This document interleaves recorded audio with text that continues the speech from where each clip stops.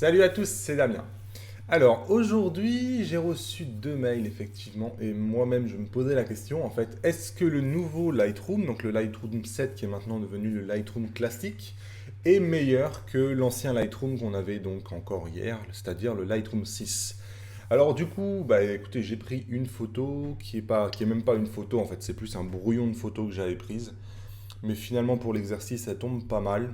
Donc c'était une photo que je préparais, donc c'était un jour où il y avait du ciel couvert, etc. Donc c'était pas le jour de faire la photo, mais disons que j'étais en train de travailler une composition à recadrer ensuite en 16 neuvième. Bref, c'est pas le sujet. Donc j'ai pris cette photo-là et tout simplement bah, j'ai étudié comment Lightroom 6 gérait cette photo-là. Je l'ai exporté donc en JPG, etc. J'ai mis à jour mon Lightroom. Donc j'ai maintenant Lightroom classique, donc le tout dernier. Et du coup, bah, maintenant, je compare ce que m'avait produit l'ancien Lightroom avec ce que me produit le nouveau Lightroom. Et j'ai évidemment une version Iridian X Transformers, un peu comme fichier de référence pour juger où est-ce qu'en sont chacun des Lightroom. Donc voilà, l'idée c'est de comparer. Donc je vais réappliquer, donc j'ai recadré très fortement, hein, évidemment, les fichiers de façon à pouvoir les comparer. Donc, je vais revenir à ma grille. La première des choses que j'ai comparé en fait, c'est est-ce qu'il y a une différence entre un fichier RAF et un fichier qui a été converti en DNG? C'est la première des questions que je me suis posée, puisque bon, moi je vous conseille personnellement de garder des fichiers RAF et de ne pas les convertir en DNG, puisque le fichier RAF, après, bah, il peut toujours être mieux réinterprété qu'une fois qu'il a été converti, bon, bah, c'est perdu. Donc s'il y avait des données du fichier RAF qu'aujourd'hui, bah, vous n'êtes pas capable de correctement interpréter, demain un autre logiciel pourra peut-être le faire. Si vous avez supprimé votre fichier RAF et que vous avez un DNG, bah, le fichier RAF avec ces données qui n'avaient pas été bien interprétées, bah, il a été perdu. Alors, ici, personnellement, entre le RAF et le DNG, je ne vois pas vraiment de différence. Ouais. Moi personnellement, ça me saute pas aux yeux, il n'y a rien de spécialement différent. Donc que vous soyez en RAF ou que vous soyez en DNG, aujourd'hui, de toute façon, dans Lightroom, il n'y a pas vraiment de différence en termes de qualité. C'est la première des réponses. Ensuite, on va comparer l'ancien Lightroom et le nouveau. Donc ça, c'est l'ancien LR6 et ça, c'est le nouveau. Voilà, je les compare. On a le nouveau Lightroom à gauche et l'ancien à droite. Je trouve le nouveau Lightroom légèrement meilleur que l'ancien. Donc je trouve que les formes sont mieux dessinées. Je trouve qu'il y a un peu de mieux. C'est assez léger. Mais si on regarde la feuille ici, je la trouve plus définie sur Lightroom 7 qu'elle n'était sur l'ancien. De même ici, les feuilles ici me semblent mieux définies.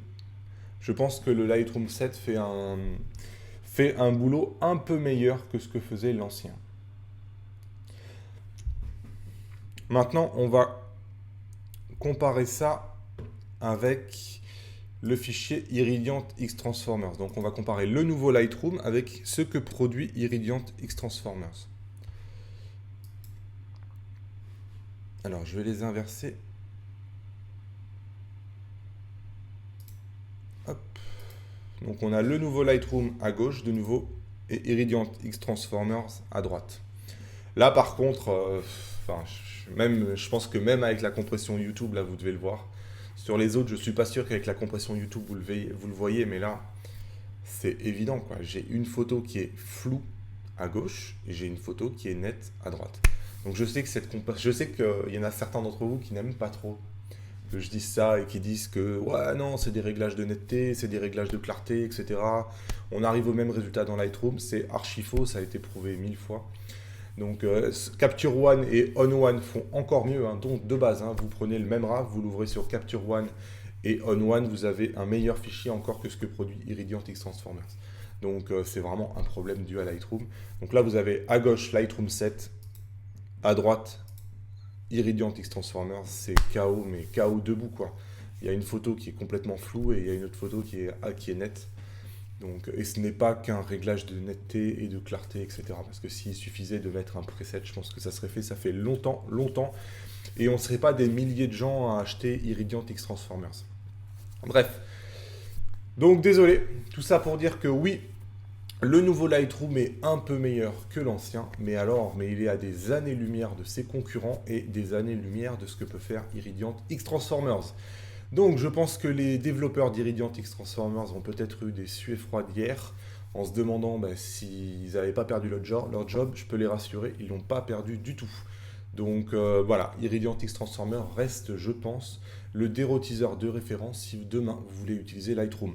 Alors vous aurez remarqué qu'ici je ne parle pas de Lightroom CC qui est maintenant, je pense, probablement le futur de Lightroom. Publier une vidéo sur Facebook, non pas aujourd'hui. Qui est, je pense, le futur de Lightroom. Tout simplement, j'ai lu pas mal de choses qui disaient que les deux versions avaient du mal à cohabiter, que ça pouvait mixer les catalogues. Bref, j'ai pas voulu me lancer trop de manière précipitée dans ce genre de modification et au risque de m'y mordre les doigts. Donc, du coup, pour l'instant, je ne l'ai pas fait, mais je compte bien le faire effectivement avec la même photo pour voir si le nouveau Lightroom, donc l'entièrement nouveau X-Projet Nimbus, réécrit depuis zéro, apporte une vraie modification ou pas. Mais ça sera dans un autre épisode un peu plus tard. Allez, voilà, je vous laisse pour cette petite comparaison. Je vous souhaite une excellente journée. Si vous avez aimé cette vidéo, lâchez-moi un pouce levé vers le haut. Si vous avez des questions, des commentaires, ça se passe juste en dessous de cette vidéo, je vous réponds. Si vous découvrez la chaîne avec cette vidéo, écoutez, abonnez-vous, mettez la souris sur mon visage, cliquez sur le bouton s'abonner. Vous avez une petite cloche juste en bas de cette vidéo, appuyez sur la cloche pour être prévenu des nouvelles vidéos. Et moi, je vous retrouve bientôt dans de nouvelles aventures. Salut! Vous êtes maintenant libre de vous abonner en cliquant sur mon visage. Je vous mets 2 vidéos qui pourraient vous intéresser ainsi que le site internet sur lequel vous pouvez cliquer pour rejoindre le club privé.